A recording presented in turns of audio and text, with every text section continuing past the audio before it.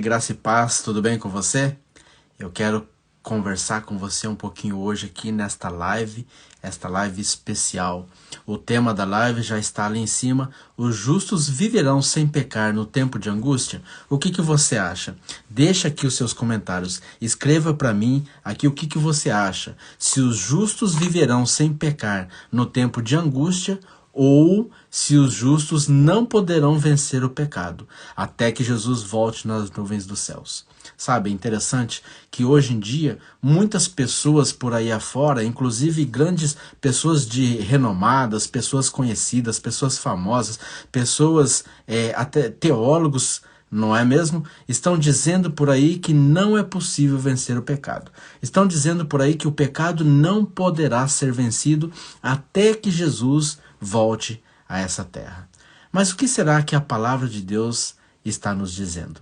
Será que é isso mesmo que a palavra de Deus está nos dizendo? Afinal de contas, são pessoas que estudam a Bíblia, afinal de contas, são pregadores da palavra, afinal de contas, são teólogos renomados. O que a Bíblia está nos dizendo? Eu quero começar esta live aqui já começando com Judas, o livro de Judas. Esse texto que eu vou ler em Judas já é um texto que nós poderíamos terminar com ele. É um texto que nós já poderíamos parar somente nesse texto aqui. Mas, enfim, eu vou convidar então você, que se você puder, não sei onde você está neste momento, pegar a sua Bíblia e vir estudar Judas, ler o livro de Judas comigo. Mas antes eu quero fazer uma oração. Pai amado que estás nos céus, por favor, Senhor, neste momento nós vamos tentar entender um pouquinho da sua palavra. A palavra, essa palavra inspirada por ti. Por favor, Senhor, nos dá o entendimento pelo poder do Espírito Santo, para que nós podemos compreender a verdade. Que nós possamos, Senhor, compreender, que nós possamos, Senhor, ouvir as coisas que o Senhor tem inspirado, que nós possamos ir por assim diz o Senhor, e não por aquilo que os homens têm nos informado. Por favor, ó Pai, nos dê a tua bênção, abençoe a cada pessoa que está e irá assistir esta live. Em nome de Jesus. Amém. Convido você então a Judas 24. Judas 24. Veja o que diz aqui. Eu já estou com a minha Bíblia aberta e vejo só o que diz o texto. Ora, aquele que é poderoso, quem é poderoso? De quem Judas está falando aqui? Está falando de Cristo. Cristo é poderoso. Aquele que é poderoso para impedir-vos de cair. Veja só, Cristo é poderoso para impedir-vos de cair. O texto nós poderíamos já parar por aqui. O poder de Cristo é tão grande que ele pode nos ajudar, pode nos impedir de cair. Continue. E para apresentar-vos sem defeito. Veja só, como eu disse no começo, somente esse texto de Judas já nos dá a resposta que nós estamos procurando. Os justos viverão sem pecar no tempo de angústia, sim ou não? O texto aqui de Judas é claro. Aquele que é poderoso para impedir de pecar, de cair, e para apresentar-vos sem defeito diante da presença da sua glória com abundante alegria. Que poderoso é esse texto aqui. Aqui o texto já está nos mostrando, já está nos concluindo que Cristo é poderoso. Que Cristo é poderoso para fazer o quê? Ele é poderoso para impedirmos de cair e para nós nos apresentarmos sem defeito. Mas espera aí, Jean, como assim? Como nós vamos ser impedidos de cair em pecado? Como nós vamos nos apresentar sem defeito? Nós somos pecadores? A Bíblia diz que todos pecaram e carecidos estão da glória de Deus. E aí, como que fica isso? Você está usando o texto de Judas para justificar algo que você acredita? Algo pessoal? Não. Não. Simplesmente estou usando o texto de Judas para mostrar aquilo que a palavra de Deus realmente nos revela. Agora, escreve aqui nos comentários, diz aí para mim, por favor, você crê que é possível vencer o pecado ainda neste mundo antes que Jesus volte nas nuvens dos céus? Sim ou não? O que você está acreditando? O que você me diz a respeito disso? A questão é a seguinte, que o próprio texto aqui já nos deu uma revelação. Mas vamos continuar. Se nós olharmos Filipenses capítulo 4, verso 13, lá o que diz? É um texto bem conhecido. Lá diz, tudo posso, ou posso todas as coisas em Cristo Jesus que me fortalece. Veja, o texto não está dizendo eu posso quase tudo em Cristo que me fortalece. Não. O texto está dizendo tudo posso. É possível vencer o pecado? É. Por quê? Porque aquele que é poderoso, ele pode me dar a vitória diante do pecado, sim.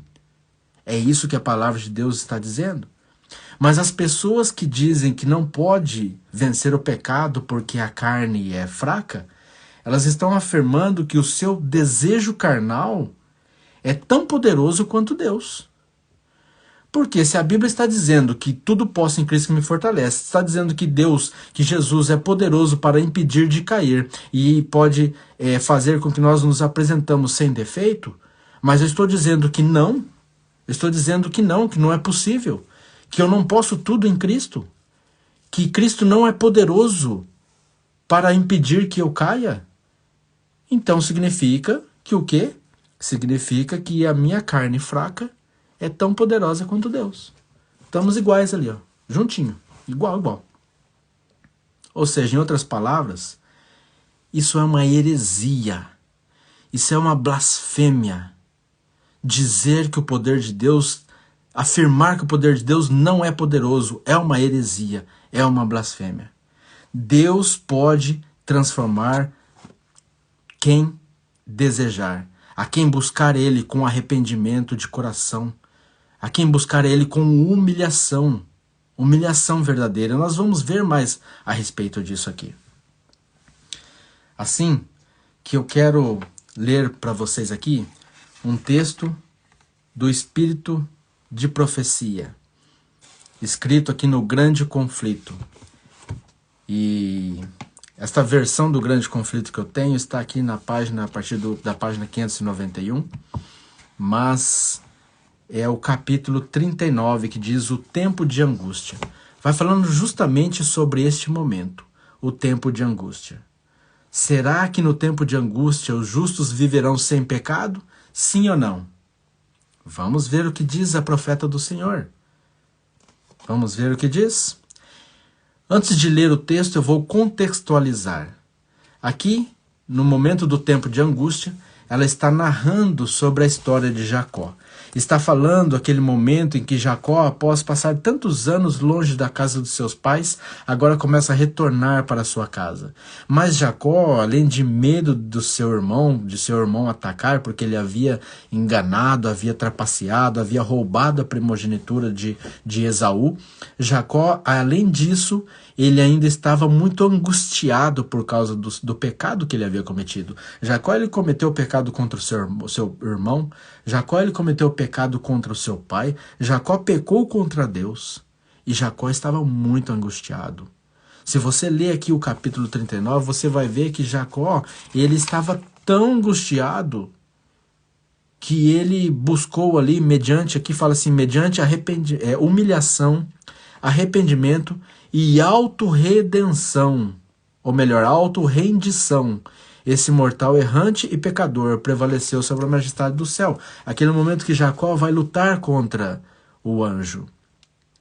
Porque ele precisava da bênção do anjo. Ele tinha que ter a certeza que ele havia sido perdoado por Deus. E essa é a narrativa do que nós vamos ler agora. E aí então, aqui começa dizendo o seguinte: do mesmo modo que Satanás incitou Esaú a marchar contra Jacó, assim instigará os ímpios a destruírem o povo de Deus no tempo de angústia. Está falando do tempo de angústia. É o tempo que nós estamos falando. Tá certo? E como acusou a Jacó, Satanás acusou a Jacó, ele denunciará o povo de Deus. Ele considera os habitantes do mundo como seus súditos, mas o pequeno grupo que guarda os mandamentos de Deus está resistindo à sua supremacia. Se ele pudesse riscar sua existência da terra, teria triunfo, o seu triunfo seria completo.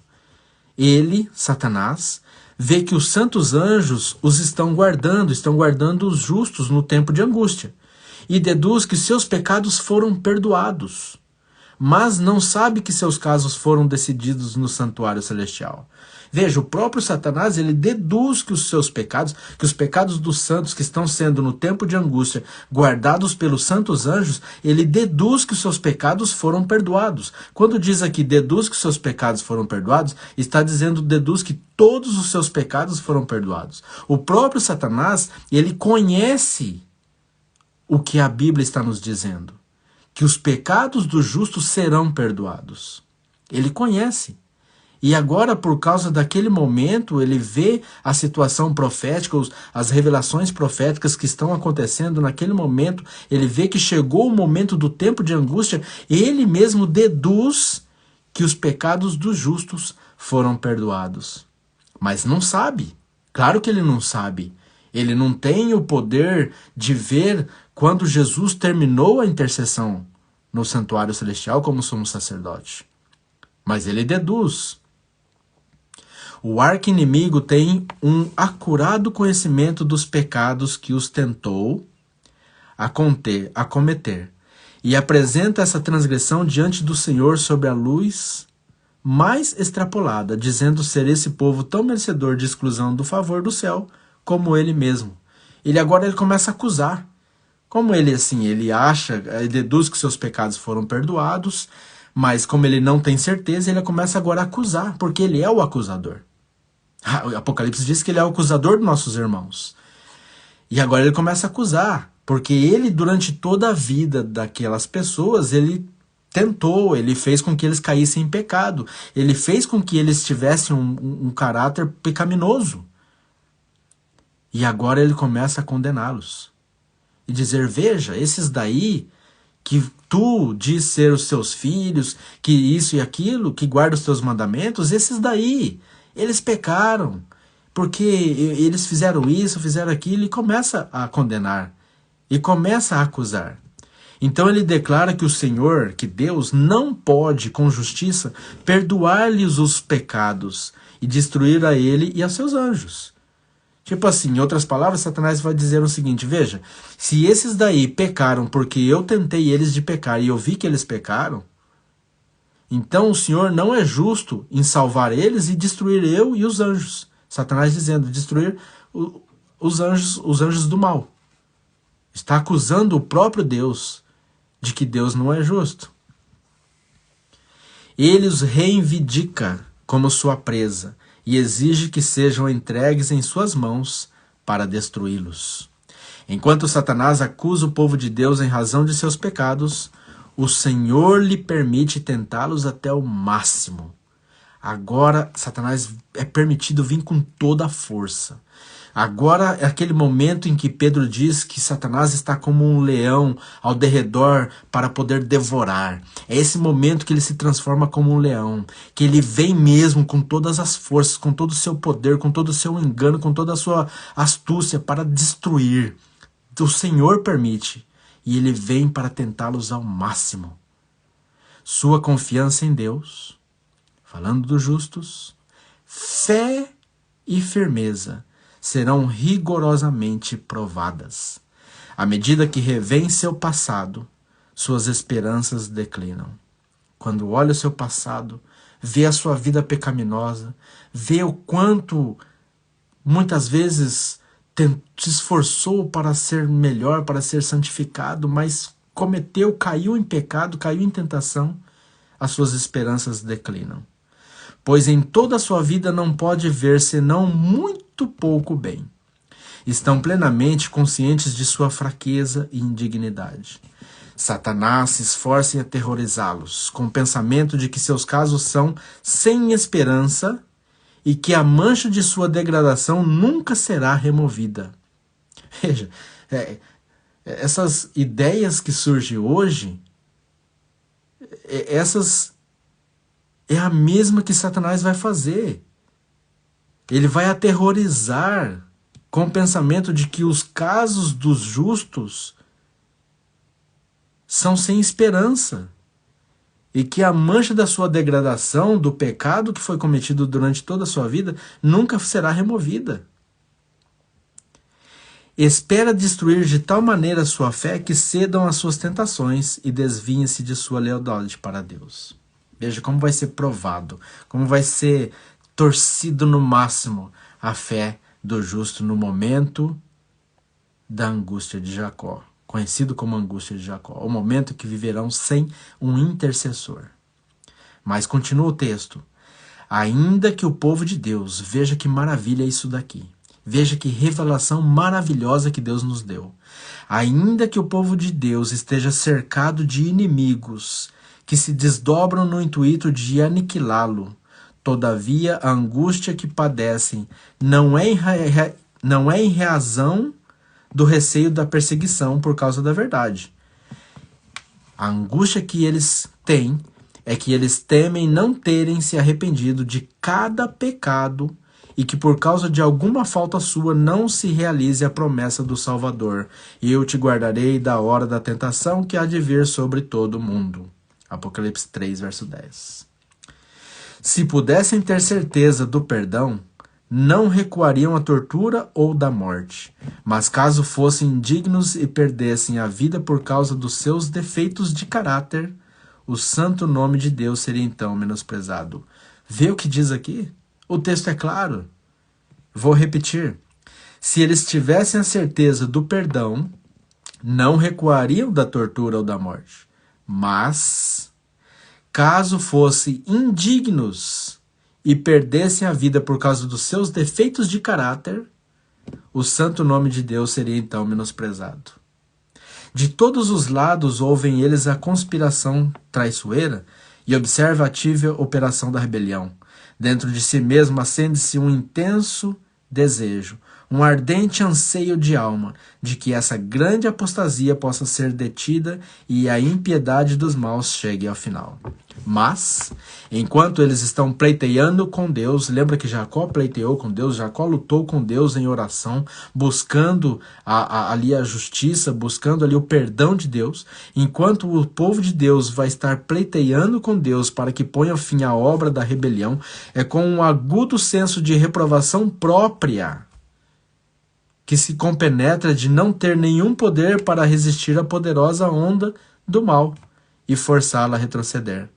Sentem que se houvessem empenhado sempre todas as suas capacidades no serviço de Cristo, seguindo avante de força em força, as forças de Satanás teriam menos poder de prevalecer contra eles.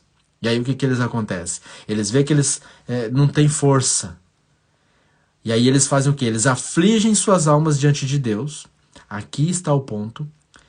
Apontando para seu arrependimento passado, de seus muitos pecados. A Bíblia não fala que todos pecamos e todos carecemos da glória de Deus. Eles apontam de arrependimento do seu passado e de seus muitos pecados e apelando para a promessa do Salvador. Qual é a promessa do Salvador? Isaías 27, verso 5. Que diz o quê? Que se apodere de minha força e faz paz comigo. Sim, faz paz comigo. Então a sua fé não fracassa, por não serem as suas orações imediatamente respondidas. Embora sofrendo a mais penetrante ansiedade, profundo terror e consumidora angústia, não cessam as suas intercessões. Agora eles lançam mão da força de Deus como Jacó se apegar ao anjo, e a linguagem de sua alma é: não te deixarei ir se me não abençoares. Esta é conhecida como a angústia de Jacó, o momento em que não haverá um intercessor no santuário celestial, no lugar santíssimo do santuário celestial. O momento em que Jesus tira suas vestes de sumo sacerdote para vestir as suas vestes reais e vir à terra buscar o seu povo. Este momento, durante um período antes que Jesus volte, é neste momento que eles vivenciam a mesma angústia que Jacó vivenciou, porque eles não têm certeza que seus pecados foram perdoados, e eles lançam mão, e eles buscam, e eles ali se arrependem, se humilham e vai diante de Deus, para que enquanto Deus não os abençoar, eles não sairão dali. Não houvesse Jacó, olha a comparação, olha a comparação. Não houvesse Jacó previamente se arrependido do pecado de obter pela fraude a condição da primogenitura, Deus não teria ouvido a sua oração e misericordiamente lhe preservado a vida. Se Jacó não tivesse se arrependido do pecado que ele cometeu, Deus não ouviria sua oração e não livraria da morte. Assim, veja a comparação, isso aqui é tremendo, isso aqui é maravilhoso, a luz que Deus nos deu, é muito claro. Diz o seguinte, assim o quê? Esse assim está dizendo que da mesma maneira, no tempo de angústia, se o povo de Deus tivesse pecados não confessados, que aparecessem diante deles enquanto torturados pelo temor e angústia, seriam derrotados. Seriam derrotados. Em outras palavras, está dizendo que o povo de Deus não terá nenhum pecado que não foi confessado. Mas confessado não só da boca para fora, confessado de arrependimento mesmo, de amargura, de humilhação, de busca a Deus, de consagração, de santificação. É isso o arrependimento de Jacó. Está comparando o arrependimento de Jacó, a situação de Jacó, com a situação do povo de Deus nos últimos momentos da história dessa terra.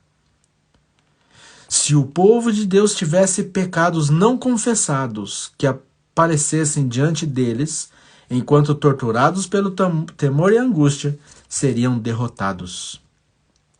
O desespero eliminaria sua fé, e não poderiam ter a confiança de pleitear com Deus por seu livramento. Mas, embora tenham um profundo senso de sua indignidade, não tem erros ocultos para revelar. Não tem erros ocultos. Os pecados foram todos perdoados. Se confessar os vossos pecados, ele é fiel e justo para perdoar todos os vossos pecados.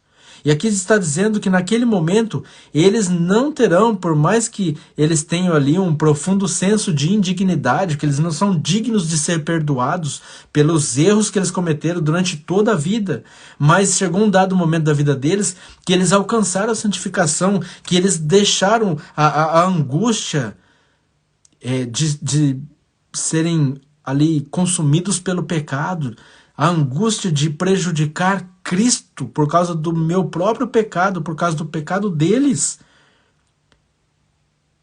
Eles confessaram todos os seus pecados. E diz, não tem erros ocultos para revelar. Não tem erros. Foi tudo revelado, foi tudo confessado. Antes que Jesus terminasse a sua obra intercessora. Os seus pecados foram antecipadamente, olha isso daqui. Está aí no grande conflito. Os seus pecados foram antecipadamente examinados e apagados no juízo, e não lhes podem ser trazidos à memória. A Bíblia diz assim, que nem mesmo, até mesmo Deus esquece de um pecado quando o pecador vai em arrependimento e confissão. A Bíblia diz que Deus lança nas profundezas do mar e nunca mais se lembra deles. É o mesmo reflexo que os justos que viverão pela fé vão refletir as mesmas coisas, o mesmo caráter de Deus. Vão refletir. Os seus pecados foram antecipadamente. Antes que Cristo terminasse a obra no lugar santíssimo como sumo sacerdote. A obra do juízo investigativo. Antecipadamente, foi examinado e apagados no juízo. Amém? Louvado seja Deus. Podemos parar por aqui? Podemos parar por aqui, não podemos? Mas vamos continuar mais um pouquinho, para nós termos certeza de que é isso mesmo que o contexto de tudo. Aqui o grande conflito continua narrando o seguinte. Satanás leva muitos. Quantos são muitos? Quanto você acha que é muitos? Muitos são quantos? Muitos são muitos. Muitos não são poucos. Muitos é a maioria. Muitos são milhares. Satanás leva muitos a crer que Deus passará por alto sua infidelidade nas pequenas questões da vida. Mas o Senhor demonstra em seu relacionamento com Jacó que de modo algum sancionará ou tolerará o mal. De modo algum. Deus não tolera o mal. Deus não tolera o pecado. A Bíblia diz que o pecado nos faz separação entre homem e Deus, entre ser humano e Deus, entre criatura e o Criador. É o pecado que nos separa. Deus não tolera nem pecadinho, nem pecadão, como se diz por aí. Que não existe, pecado é pecado e são todos iguais.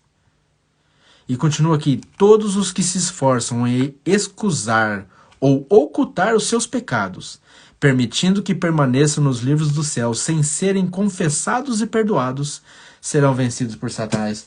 Meus queridos, para por aqui.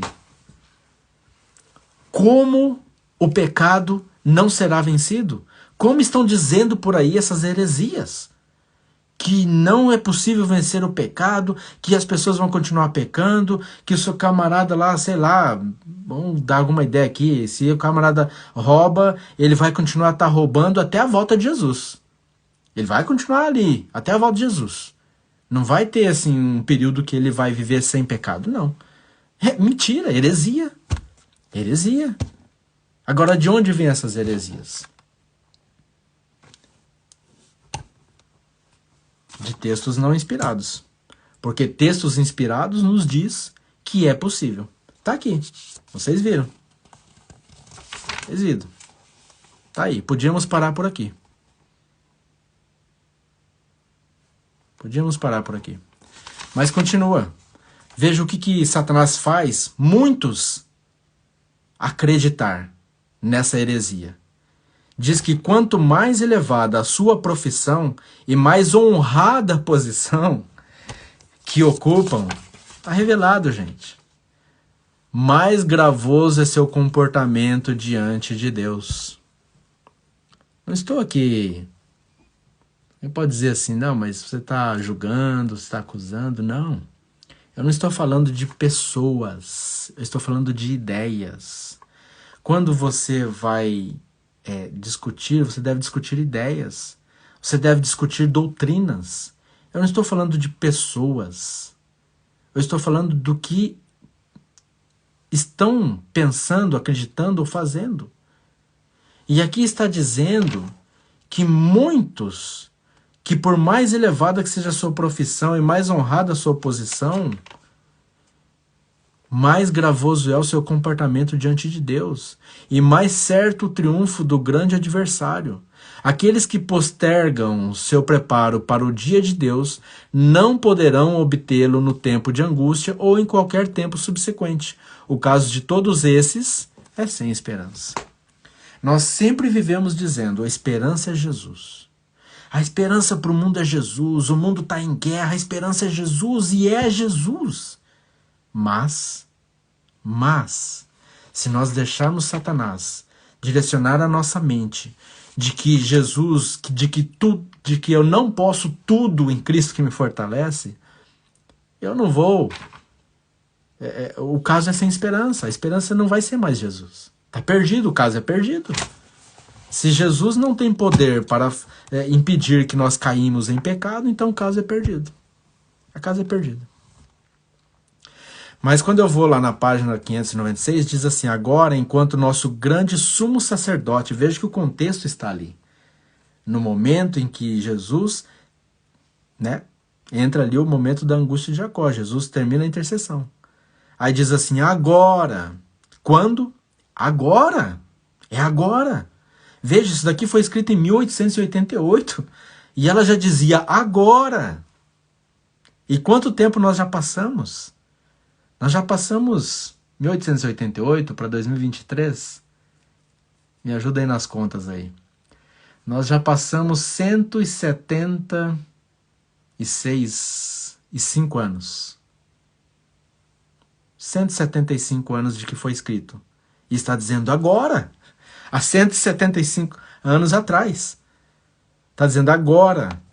Enquanto o nosso grande sumo sacerdote está fazendo expiação por nós, devemos buscar tornar-nos perfeitos em Cristo. É agora.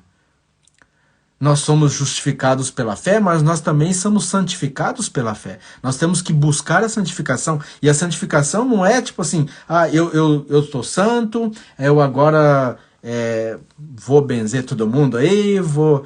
Não. É um processo de vida. É um processo na qual eu continuo, eu vou aqui pecando, eu sou um pecador, mas eu vou lutando contra esse pecado e me arrependimento de coração, em confissão de pecado e humilhação diante de Deus, buscando a santificação para que quando chegar o momento do tempo de angústia, eu alcance essa santificação. É o agora.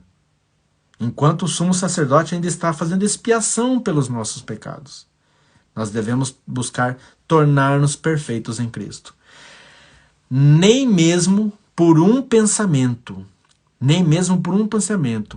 poderia nosso Salvador ser levado a submeter-se à força da tentação. Satanás encontra nos corações humanos algum ponto onde fincar seus pés, algum desejo pecaminoso acariciado por meio do qual as tentações afirmam seu poder. Mas Cristo declarou de si mesmo: aproxima-se o príncipe deste mundo e nada tem em mim. João 14, verso 30. Satanás nada pode achar no Filho de Deus que lhe permitisse conseguir a vitória. Ele haveria observado os mandamentos de seu pai e não havia nele nenhum pecado que Satanás pudesse usar para obter vantagem.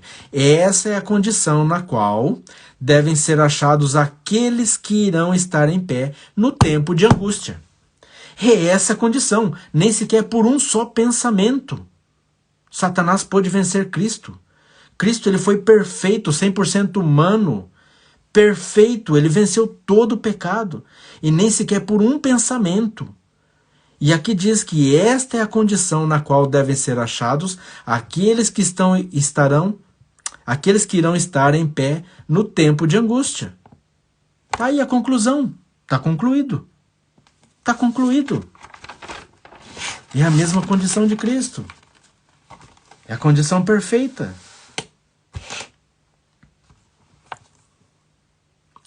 É nesta vida, diz a profetisa do Senhor, é nesta vida, diz o texto inspirado, que devemos nos separar do pecado, mediante a fé no sangue expiatório de Cristo. Não é em mim. Eu não tenho força para vencer o pecado. Mas é pela fé no sangue expiatório de Cristo. É assim que se vence. Tudo posso em Cristo Jesus que me fortalece. Posso todas as coisas. Seja qual a versão, a tradição, a tradução bíblica que você tenha. É a mesma coisa. Tudo posso naquele que me fortalece. Posso todas as coisas em Cristo que me fortalece. Tudo. Tudo posso. Pela expiação de Cristo, não é por mim. Não é pela minha força. Eu não tenho capacidade por mim mesmo. Mas Cristo pode. Eu posso vencer por Cristo, pela expiação do sangue de Cristo.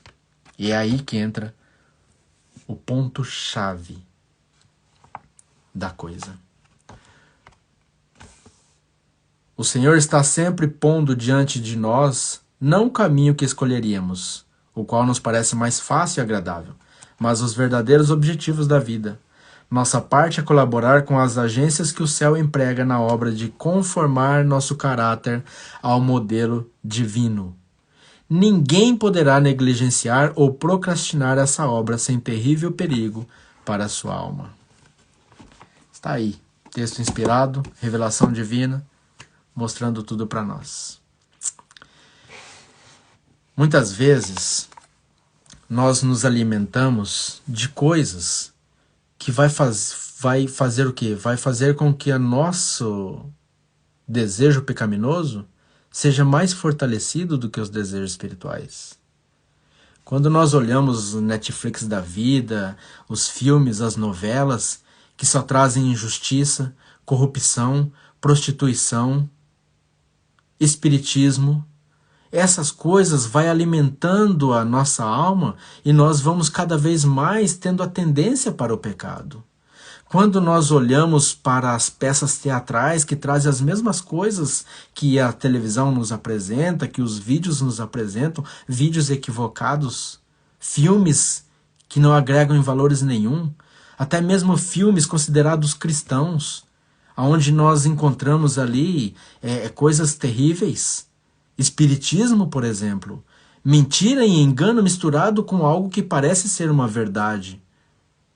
Até mesmo filmes que nos mostram, por exemplo, baseado em fatos reais. É baseado em fatos reais, mas nem tudo que está ali, passando, transmitindo, foi real. Então existe uma mentira por trás, um engano. Quando nós nos apegamos a entretenimentos, a falsos entretenimentos, não existe bom entretenimento, entretenimento é entretenimento, não é? Essas coisas vai nos alimentando, vai alimentando a nossa alma cada vez mais para a degradação de nós mesmos. É por isso que o Espírito da profecia diz que cuide das avenidas da alma. Quais são as avenidas da alma? O que eu vejo, o que eu ingiro na minha boca, o meu olfato, o meu tato e a minha audição. As avenidas da alma, os sentidos da vida. Cuide das avenidas da alma, para não tropeçar. Se eu estou vendo coisas que estão me alimentando de erro, de mentira, de engano, eu vou, cada vez mais, cair em tentação. A Bíblia diz que pelo contemplar sereis transformados. Nós vamos chegar a esse texto. Então, quando nós olhamos para Hebreus capítulo 12, nós vemos sim que é possível vencer o pecado. Lá em Meditações Matinais, olhando para o alto, página 297, está escrito: Cristo tomou a humanidade e suportou o ódio do mundo, para que pudesse revelar a homens e mulheres que ele poderia viver sem pecado, que suas palavras, suas ações, seu espírito poderiam ser santificados para Deus. Agora veja, podemos ser cristãos perfeitos se manifestarmos esse poder em nossa vida. Se seguirmos a Cristo, Cristo é o exemplo.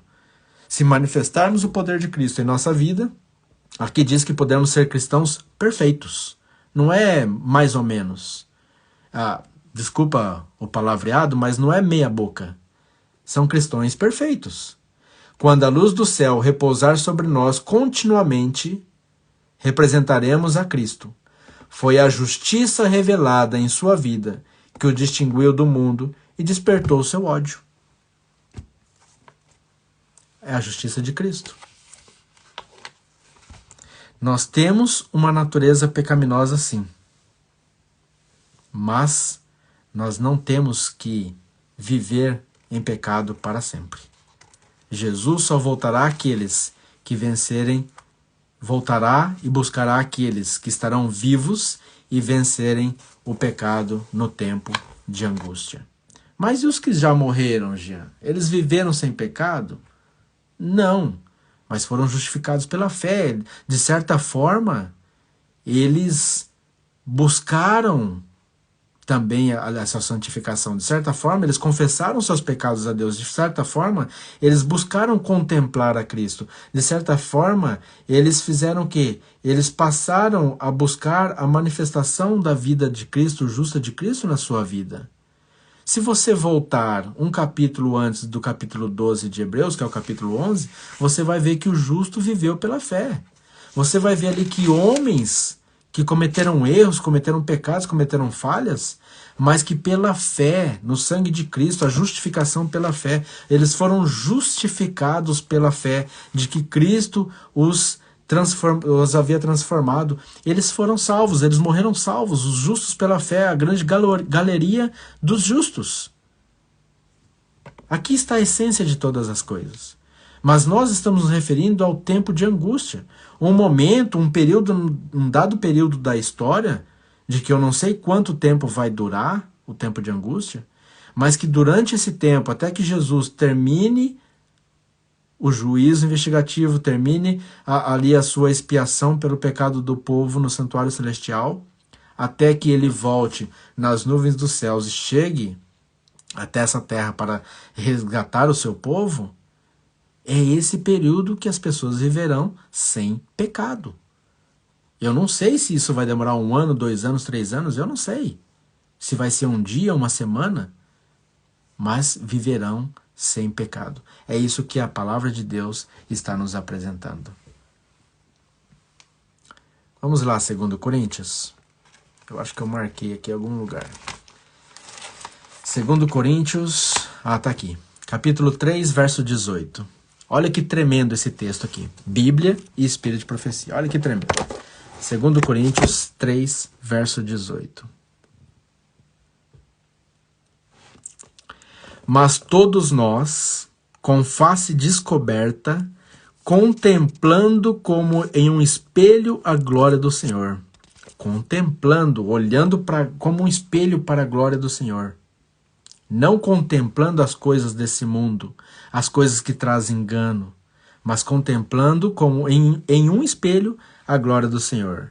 Nós somos o quê? Nós somos transformados. A palavra somos, no grego, ela é uma expressão progressiva, que quer dizer estamos sendo. Então nós estamos sendo transformados. E a palavra transformados, no grego, é a palavra metamorfose. O que é uma metamorfose? É quando você tem qual que é o nome? Bigato? É isso que fala? É uma larva ali, né? Que ela cresceu e ela vira um casulo e vai transformar em uma borboleta. Veja, aquela lagartinha, ela não é uma borboleta. Ela não tem características de borboleta. Ela não tem nada a ver com borboleta. E é isso que a Bíblia está falando, é uma metamorfose, é uma transformação de um mau caráter que eu tenho para um caráter segundo o caráter de Cristo, semelhante ao caráter de Cristo. É uma metamorfose, é uma transformação radical. Aqui está falando então que todos nós, com a face descoberta, contemplando como um espelho a glória do Senhor, estamos sendo transformados, essa metamorfose de uma coisa que é totalmente diferente de outra coisa, de uma vida pecaminosa para uma vida santificada, somos transformados na mesma imagem de glória em glória, como pelo poder do Espírito Santo, pelo Espírito do Senhor, diz a palavra de Deus. Amém? Aleluia. Amém. Louvado seja Deus. Ellen White diz que quando Cristo voltar, o seu povo refletirá perfeitamente o caráter de Cristo. Agora é o momento que nós devemos nos afligir nossa alma. Porque quando nós olhamos para o nosso pecado e vemos o quão o nosso pecado tem machucado Cristo, que é justo, o quão o meu pecado tem prejudicado tanto, tem fazido com que o meu Salvador tenha sofrido tanto. O momento é agora. Enquanto ainda temos um intercessor no céu, enquanto Cristo ainda intercede por nós, enquanto ainda podemos ser justificados pela fé de que Ele pode nos apagar os nossos pecados quando vamos a Ele confessando os nossos pecados. O momento é agora. 1844, dia 22 de outubro de 1844, numa terça-feira, foi quando Jesus passa do lugar santo para o lugar santíssimo e começa a fazer o juízo investigativo. Baseado em Mateus capítulo 27, por causa do período de tardança da vinda do esposo, porque Jesus ainda não voltou, já faz 179 anos que estamos aguardando a volta de Jesus, desde 1844 até o dia de hoje, 179 anos. Mateus 25 explica que é uma tardança. Mas essa tardança é o momento de preparar. Só que lá Mateus 25 está dizendo que nós estamos dormindo, todos nós estamos dormindo. Nós não estamos despertos. Mas ainda que estamos dormindo, alguns têm o Espírito Santo, que é o azeite extra, a porção dobrada do Espírito Santo. Em outras palavras, estão atentos ao que a Bíblia está nos revelando, estão buscando a revelação divina, estão buscando em oração, buscando em conhecimento o que o Espírito Santo tem para nos revelar. Estamos dormindo, mas estamos buscando a revelação divina, enquanto que outros estão dormindo, mas estão buscando o conhecimento humano. E com o conhecimento humano, sem a revelação verdadeira, genuína, em humilhação divina, estão dormindo e faltando o azeite. E o momento em que a voz disser, eis que vem o esposo, estes vão entrar em desespero. A porta da graça logo se fechará.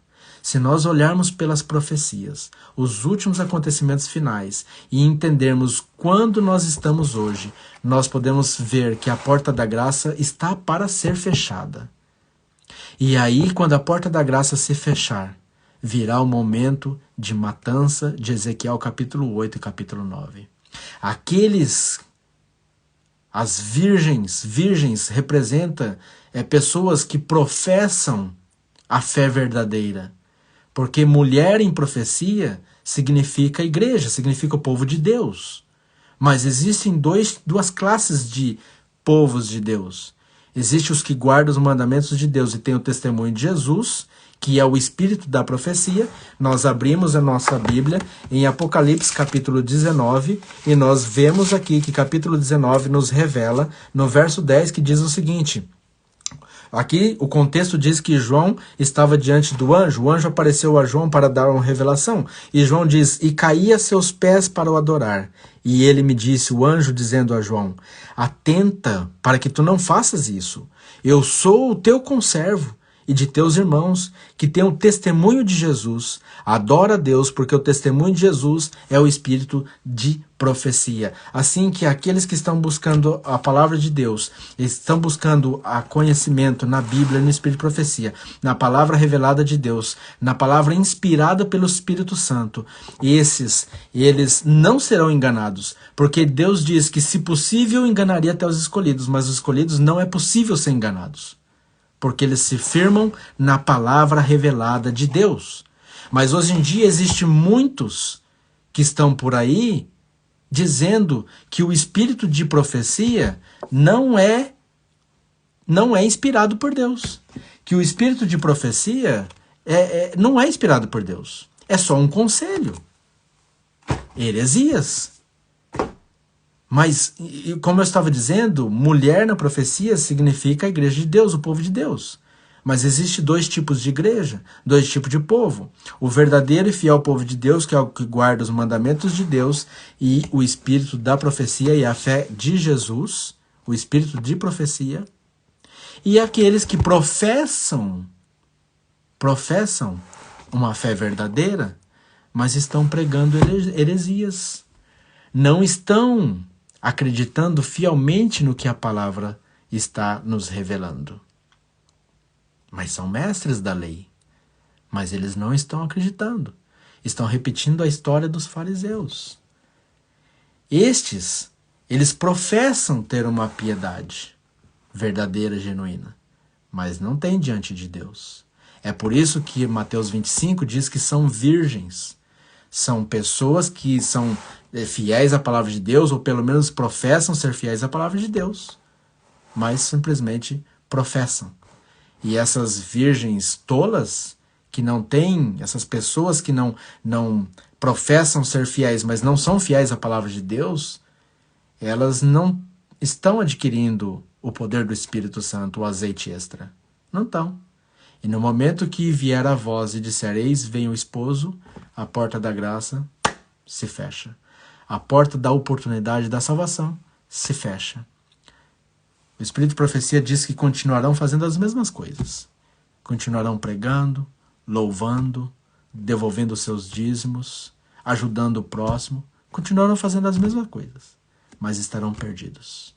Jesus disse, assim como nos dias de Noé, comiam, bebiam, trabalhavam, se divertiam, viviam a sua vida, será a vinda do Filho do Homem. Noé estava pregando. A porta da graça ainda estava aberta. Mas quando Deus manda Noé entrar na arca e o próprio Senhor fecha a porta da arca e sela com o Espírito Santo, aquele momento, a porta da oportunidade da salvação acabou para os antediluvianos. Naquele momento as pessoas continuaram vivendo as suas vidas. Continuaram comendo, casando, dando-se em casamento, bebendo, festando, se divertindo, estudando, trabalhando. Continuaram a seu cotidiano normal. Durante 7 dias, continuaram a sua vida normal, enquanto o fiel servo de Deus e a sua família estavam selados dentro da arca. Mas a palavra do Senhor, fiel e justa e verdadeira, diz que no 8º dia veio a chuva e a destruição e os pegou repentinamente. E já era tarde demais.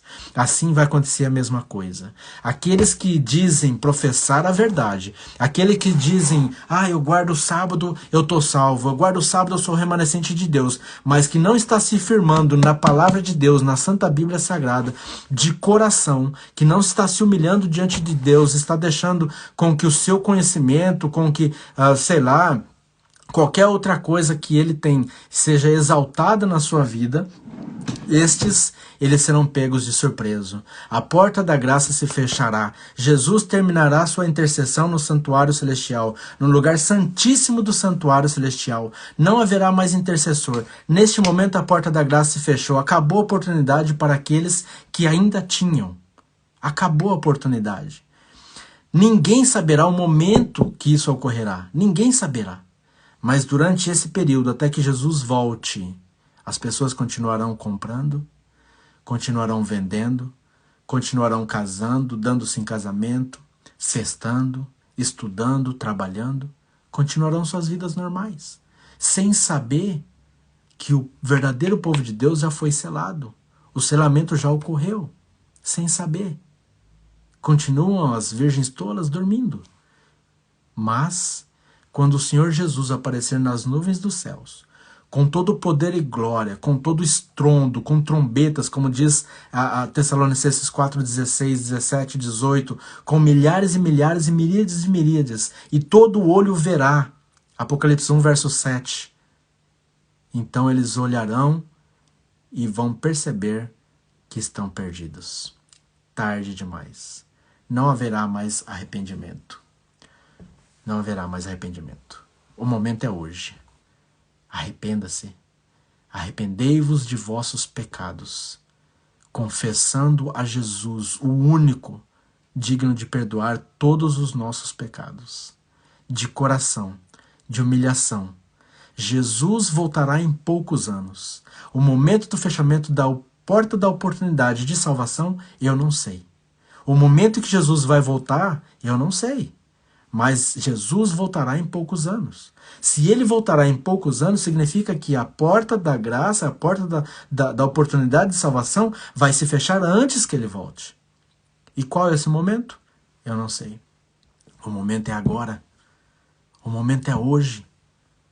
Você precisa se entregar a sua vida a Deus.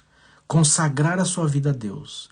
Buscar a santificação, buscar o caráter de Cristo na sua vida, refletir o caráter, sendo transformado de glória em glória. E a transformação só vem ao refletir a vida de Cristo. Você deseja viver o caráter de Cristo? Ser transformado pelo poder do Espírito Santo, Espírito de Deus? Você deseja? Se você deseja, venha, feche seus olhos e ore comigo. Pai querido que estás nos céus, nós, Senhor, somos, Pai, diante de Ti, somos pó, somos grãos de areia, somos vermezinhos, somos larvas, mas pelo poder do Teu Santo Espírito, nós podemos...